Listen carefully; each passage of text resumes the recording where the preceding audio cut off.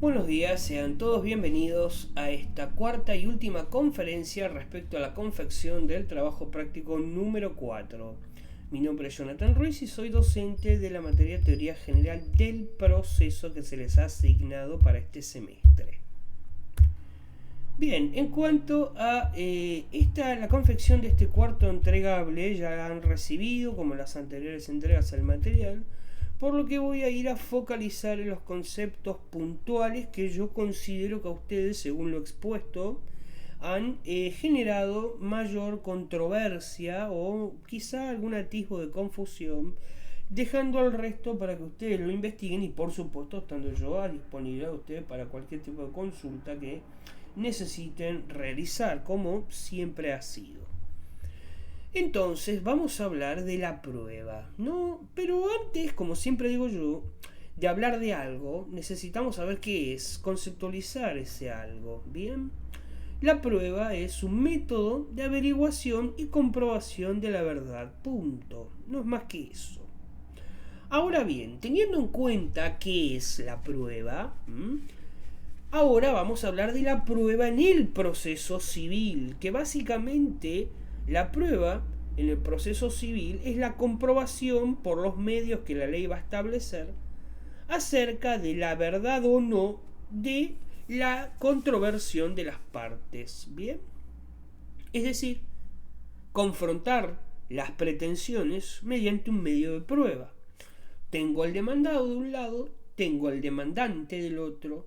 Ambos tienen pretensiones opuestas, si no los hubiese suscitado un proceso, y mediante la confrontación de esas pretensiones y las pruebas que ambos arrimen al proceso, es que el juez va a fallar a favor de una parte o de la otra parte. Básicamente es eso explicado en un castellano más comprensible. Ahora bien, siempre tenemos nuestro hijo destacado que se aparta de todo, el derecho penal. Bien, la prueba, es decir, este método de averiguación y comprobación de la verdad, así definido, se aplica distinto al proceso penal. Bien, ¿por qué? Porque aquí hablamos de la averiguación que van a realizar aquellos sujetos en cuanto a la verdad real, material o histórica, que ya hemos visto la diferenciación en conferencias o clases anteriores. Bien, por eso es que en el proceso penal esta prueba son actos, se los conceptualiza como actos procesales cumplidos con un auxilio de los medios que están previstos para tales fines. Bien, sin embargo, toda cuestión probatoria va a estar vinculada al modelo de proceso penal que se acepte. Por eso tenemos modelos inquisitivos, o modelos, por ejemplo, como el de la Constitución Nacional, que parte de un estado de inocencia, que es el que actualmente se aplica, por lo que yo no tengo la obligación de probar que soy inocente, sino que la Fiscalía tiene la obligación de probar lo contrario, es decir, mi culpabilidad. Yo comienzo el juicio donde en este mismo comienzo se presume que yo soy inocente. Por eso es que en el derecho penal se habla que la persona sindicada penalmente de responsable de un delito penal es un sujeto que debe resistir los embates de la fiscalía, porque justamente yo no tengo que demostrar nada, lo que tiene que demostrar mi culpabilidad es la contraria, la fiscalía. Bien, entonces, en cuanto a esto quería llegar, la delimitación en el proceso civil. El tema de la prueba en sí lo puede delimitar un conjunto en el proceso civil de hechos materiales o psíquicos en un sentido amplio que van a servir de presupuesto a las normas que se apliquen en cada proceso. Bien. Ahora, la delimitación en el proceso laboral o familiar, en algunos casos puede ser que se admitan porque deben ser también demostrados por otra fuente probatoria independiente. Por ejemplo, cuando hay circunstancias de naturaleza indisponible, que incluso aunque sean aceptadas por la persona perjudicada, se necesita verificar la competencia por el tribunal. Este es el clásico ejemplo de la prueba de ADN. Bien, por más que yo me acerque una prueba de ADN positiva, necesita esta ser verificada por el tribunal, por más que las partes estén de acuerdo que esta prueba se hizo con el consentimiento de las 2, de las 3, de las 28 mil millones de partes, el tribunal lo va a verificar igual. E incluso, si no se acercase una prueba de ADN, el tribunal tiene la facultad de ordenar se produzca la prueba. ¿Bien? Ahora, cuando hablamos de la prueba y el reconocimiento de los hechos civiles versus hechos penales, te recordemos, porque esto trajo mucha controversia, ¿bien?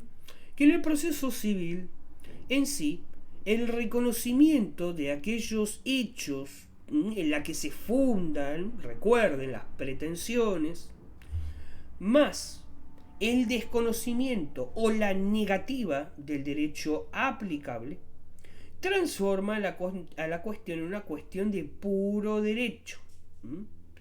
Por eso es que la consecuencia es que ante la conformidad sobre la plataforma fáctica se omite la etapa probatoria.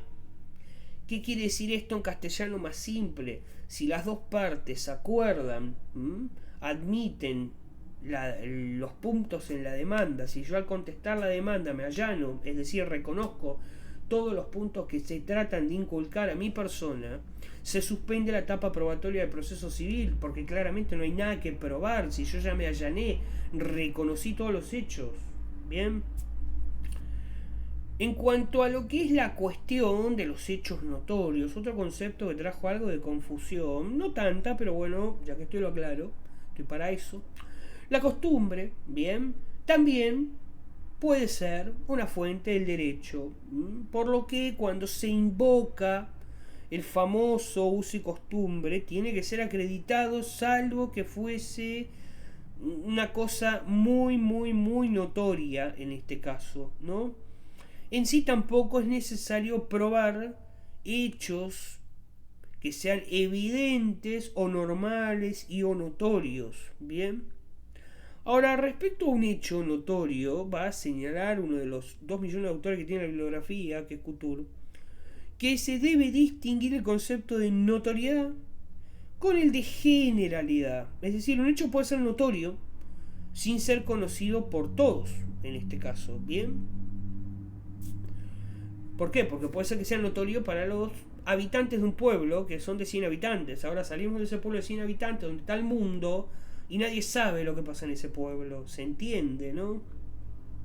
Por eso es que esto por ahí trajo un poco de confusión, la notoriedad versus la generalidad. Hay cosas, repito, que pueden ser notorias, pero no de conocimiento general. Bueno, aquí ya tienen diferentes, que los hemos ya analizado, definiciones de medios de prueba. La impugnación procesal. Bien, ¿qué es la impugnación procesal? Es el poder que se le concede a las partes, ¿no? Como ya hemos visto en anteriores conferencias, y de manera excepcional a terceros para que puedan modificar, revocar y anular o sustituir un acto procesal. Ahora bien, ¿cuál es el origen de la actividad impugnatoria? Bien, los actos del proceso persiguen el fin teleológico, un objetivo, que es desarrollar a través del código de rito el debido proceso, es decir, el cumplimiento de la forma que origina la actividad impugnatoria. ¿Por qué? Porque tiene por objetivo corregir esos errores. Por eso hablamos de actividad impugnatoria o impugnativa, es lo mismo. Bien. ¿Por qué? Porque si yo voy a impugnar, ¿qué voy a impugnar? Una sentencia. ¿Y por qué yo la impugno? Y porque claramente no estoy conforme con el resultado. Yo si impugno una sentencia es porque es obvio que soy la parte a la que salió desfavorable el fallo del juez. Porque claramente a la parte a la que salió favorable no la va a impugnar un resultado favorable. Es una cuestión obvia. ¿Bien?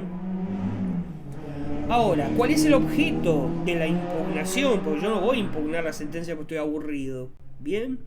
Entonces, el objeto es que, por ejemplo, la actividad impugnativa es tratada como una etapa, en primer lugar, para que ustedes lo sepan, eventual del proceso, ¿Por qué? Porque tiene lugar luego del dictado de la sentencia. Es decir, puede o no también el sujeto impugnar la sentencia, o puede desmoralizarse, como hemos visto en la conferencia pasada, bien, y dejar caducar su derecho.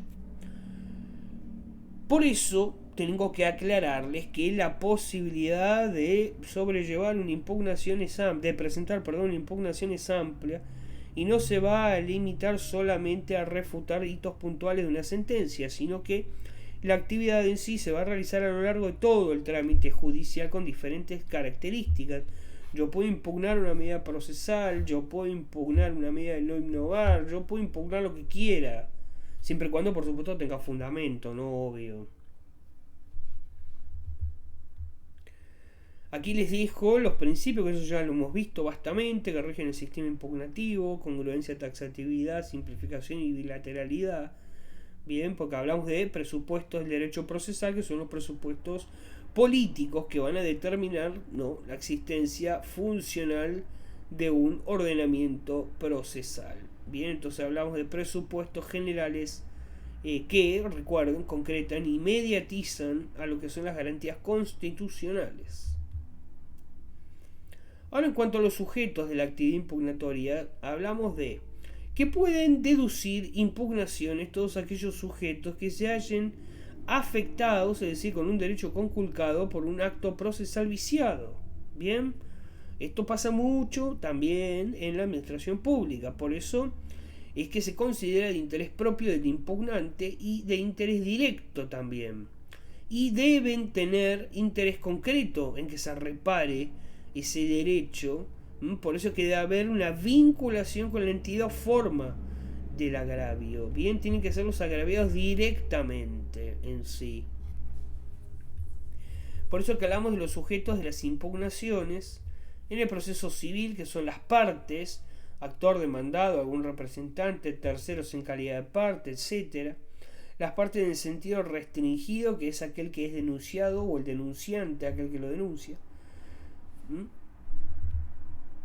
También tenemos los sujetos en el proceso penal, que esto quedó bastante claro, no hubo problemas con esto, que es el Ministerio Público Fiscal y Pupilar. Bien, el imputado. En cuanto a los representantes también tenemos querellantes en este caso, tanto particular como privado, y el actor civil. Aquí ya hemos visto el objeto de las impugnaciones. En cuanto a lo que es el procedimiento impugnativo, vamos a pasar a lo que es medidas cautelares. Recordemos, ¿no?, que de hecho fue una pregunta que me hicieron varias veces. Quizá no he sido claro, pero en realidad yo no veo la dificultad, pero vamos a aclararlo otra vez. Las medidas cautelares para el fuero penal, porque es un error muy cometido en el trabajo, no se trata de una medida cautelar. En el proceso penal las medidas cautelares se llaman medidas de coerción o medidas coercitivas, que es lo mismo. Porque el proceso penal es, recuerden, de la conferencia 1, el Estado se abroga para sí el poder punitivo, es decir, la facultad de castigar a quien fue declarado penalmente responsable de la comisión de un delito. Por eso es que hablamos de dos cosas distintas: una medida cautelar en el fuero civil y una medida de coerción, mal llamada medida cautelar, en el fuero penal. Bien, por eso es que hablamos de las medidas cautelares y sus caracteres. Recordemos que son la mutabilidad, la accesoriedad y la provisionalidad. Bien, y aquí es donde yo les acabo de hacer, me adelanté un poco quizá, esa diferencia en cuanto al nombre que se le otorgan a las medidas cautelares en el ámbito penal. Bien, y cuáles son puntualmente también las medidas cautelares en el procedimiento de familia y laboral, que en eso no, por lo menos los que han optado por aplicarla anteriormente, no tuvieron ningún tipo de error. Por eso me llamó la atención lo que es la aplicación del concepto, sí, en la por ahí en la diferenciación, cuando tenían que hilar un poco fino en este caso. ¿Ven? Aquí, bueno, ya esto lo hemos visto, tienen las medidas cautelares del proceso civil, y las medidas de coerción o coercitivas del proceso penal, así como también las medidas cautelares que se aplican en el proceso de familia en este caso. Bien, esto ha sido todo por hoy, la última conferencia. Espero que hagan la entrega de un excelente trabajo y puedan terminar favorablemente la materia. Me despido hasta un nuevo encuentro.